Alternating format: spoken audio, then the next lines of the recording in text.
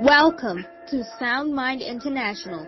Be transformed by the renewing of your mind. Hello and welcome to the course, The Heart versus the Mind. In part 1, we're going to be dealing emotional versus logical reasoning. Now, who wins? Is it your mind or your heart? What do you use to make decisions? And if you've ever made a decision in your life, I want you to reflect at a particular time. Did you make this decision based off of your emotion or off of logical reasoning? The reason why I say logical reasoning, this is what we use in our mind, which is the conscious part. Your conscious part of the mind is what makes you aware of your surroundings, aware of the temperature, aware when something almost hits you or something hot burns or touches your skin. Now, this matters because the information that is stored up in the mind already is what you use to make decisions, because it is your thinking faculty. Because our mind, as we know it, the conscious part of it, it's rather reflexive. Reflexive, as I mentioned, it's how you react to things, your surroundings, to the temperature, or something that almost hit you. Now, moving on, in terms of reasoning and making decisions, it says let your yes be a yes or no be a no. But sometimes it takes a little bit of while for us to stop, think, and reflect before we make any hasty decisions. If you've ever been in a critical life event or you've been stuck between an alleyway and you need to know, right, do I need to turn right or do I need to turn left? But oftentimes when we're thinking, do we think with our emotions or do we think with our mind? Is it logical reasoning? As we know, our mind, the conscious, it controls the motor skills, it controls your will to go that place, your will to choose that decisions, your will to get into that marriage, your will to do whatever it is that you want to do. But oftentimes we end up doing things. Have you ever found yourself doing something that like, this is not what deep down in my heart I wanted to do, but you find yourself doing it anyway? So how does that happen? This happens by taking control and differentiating when you are using the logical part of your mind to reason, or are you reasoning with your emotions? Which leads me to ask you, what are your morals? Because when it comes to reasoning and making decisions logically, this is often controlled by your morals. Do you have a sense of moral? What are the things that you would do or wouldn't do? What is your ethical philosophy? Do you believe in being coercive? Do you believe in paternalism? Do you believe in utilitarianism? I mean, what do you believe? What are your ethical philosophy? Because if you want to change the man, you have to change the heart. If you want to change the heart, you have to change your mind. And for you to change your mind and how you reason and how or what you use to make decisions, you have to change the information that is being downloaded or stored into your mind. Emotional reasoning. It often feels good, I do it. Reflective on experiences. If in the past, if you're about to make a decision that's going to affect your now or your present, you often tend to reflect on past experiences. Like, how did you feel? Did it give you a sense of accomplishment? This often contributes to emotional reasoning, and it's all comfort. Sometimes, the body, the flesh, sometimes it can be so weak. That you have to wake up early, I don't know, maybe to exercise or whatever goal that you had for that morning. But, your body, because it feels emotionally and centrally good, it just tells you, you know what, let's just go to bed a little while. So sometimes you can be stuck in a comfort zone. So sometimes emotional reasoning, it doesn't have to be like what you think, like, oh, this person makes me feel bad, or, this makes me, feel some type of way. Like, no, sometimes it could be a state of comfort. Sometimes you could be drawn to making something, you have the potential, you have the capabilities, you have the skills, but because of your comfort zone, you're reasoning with your comfort zone. You don't want to step out and go further deeper into the waters, because maybe your past experience is telling you, what, this is water. If I go a little bit deep, even though I know I can swim, you're probably thinking like, oh, it's just comfortable to stay by the shallow end where it's safe. So oftentimes emotional reasoning, it never wants to push past the barriers, push past that comfort zone, and is obviously involved a lot of the times with central feelings. So one way to overcome this emotional reasoning is to delay the gratification of comfortability, and is to step outside that barrier, go deep into the waters and see what lays ahead.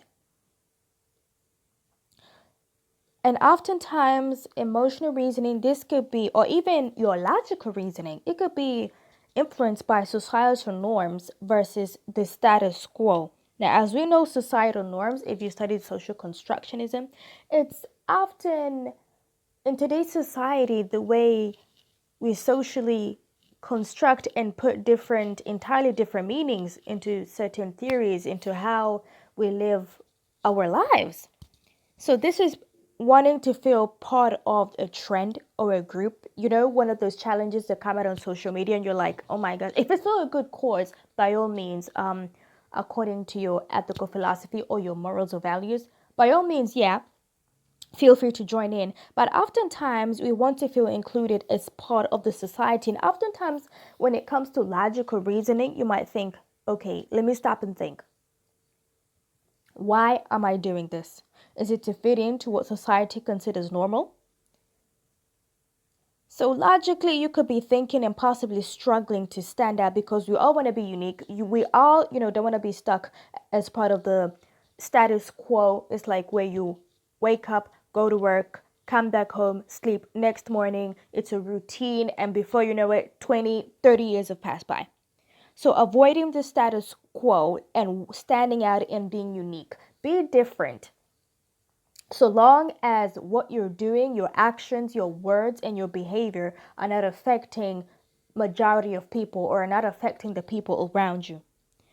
So part of the consequences of being led emotionally is, like I said, this could land you possibly in trouble. You could find yourself stuck in one place for a prolonged period of time because of that comfort zone. And oftentimes you need to stand for something to avoid being part of the status quo or conforming to societal norms. So sometimes if you don't stand for something, you can fall for anything. And as well as emotional acceptance. So your response versus reaction, oftentimes emotional reasoning, it's more of a reaction. How do you react when somebody calls you out of your name? So how do you react, because oftentimes when you feel like, oh, people should respect you, people should honor you, how do you react to pressure at work? How do you react to the circumstances of life? Emotional thinking is often reactive. It's often reactive. But logical reasoning is when you start to stop, think, and respond effectively by taking control of the circumstances of your life and of depression. So oftentimes people tell me, this is how I feel. I'm not dismissing your emotions, but the question we need to be asking people, the way we need to be reasoning also in our mind is, don't tell me how you feel. Tell me what you think. What do you think about that job, about that relationship, about me, about that circumstances? And this is how to effectively tackle the storms of life. So you need to find a secluded place and just sit down, declutter your thoughts, embrace the emotions, and accept what you're feeling in that particular moment, but logically think and reason your way out on what is a practical step that you can do. Because let me tell you, worrying is an emotion and that solves nothing at the end of the day other than waste your time. So remember, is to respond and not react, even though it is healthy to still embrace the emotion that you are currently feeling. But in today's generation, we do not want to be going out there after this pandemic, after this COVID, and being reactive to the circumstances in life. So prepare by going through the emotion first, and when you've calmly collected your thoughts, respond effectively. And sometimes, we need to think beyond the emotions. Sometimes you need to push past the hurt emotionally and take smart steps. What are smart steps? They are specific, they are measurable, they are achievable, they are realistic, and they are timely. So I want you to take smart steps of logically responding to your circumstances of life. So start by measuring and setting a time for accountability. You need to be specific on number 1, what is your aim? Number 2, measurable in a set time frame for accountability. Number 3, is it something that is achievable for integrity? Because sometimes you need to sit down and count the cost. What is the cost of you starting that business? What is the cost of you starting something before you start, and all of a sudden they're like, oh, they never said what they never did what they said they were going to do. Not that you should live up to other people's expectations, but you need to be honest with yourself. You need to be realistic with yourself and set an achievable time frame for integrity, and be realistic by knowing your limits. Know what you can do and know what you cannot do, and set a time frame of, okay, maybe I've been wondering over this obstacle or over this mountain for a prolonged period of time, and I want to accomplish this and this by this time. Maybe your goal is to go back to school, and an average degree or master's, it takes 3 years, 2 years, or a diploma, whatever it is you want to do. Set a specific time frame for it of accomplishment or achievement. A healthy balance. It's important to have a healthy balance between where, emotions. It's okay to cry. If you want to cry, cry. If you want to laugh, laugh. If you want to be sad, be sad. By all means, this is what makes us humans. But we need to have a healthy balance. And sometimes we're depressed, and sometimes when you just feel the storms of life and you're on the boat, it's just beating you and swaying you left, right, and center. It's okay to experience those emotions, but we need a healthy balance. So we manage this through embracing what you're feeling in that moment, and as well as before you react. Remember, before you react to that comment, before you react to whatever life decisions that you have to make, stop and think and weigh the pros and cons. What is the positive outcome and what are the negative outcomes of this? So have a mood chart and draw or state your emotions in the past or now and how they've influenced your decision making. You can download this template on the website and tell me what was your outcome, or write down what was your outcome. Thank you very much for listening. I'm going to hand this over to you. I hope that you reflect on this course, download the template, and keep documenting your journal. And download the mood chart. As I've stated, this is available on the website. And remember, before you do anything, when faced with the circumstances of life, stop, think, reflect.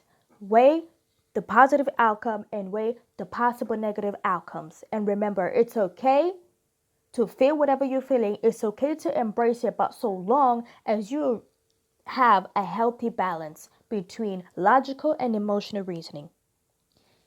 See you over on the next part. Thank you and goodbye.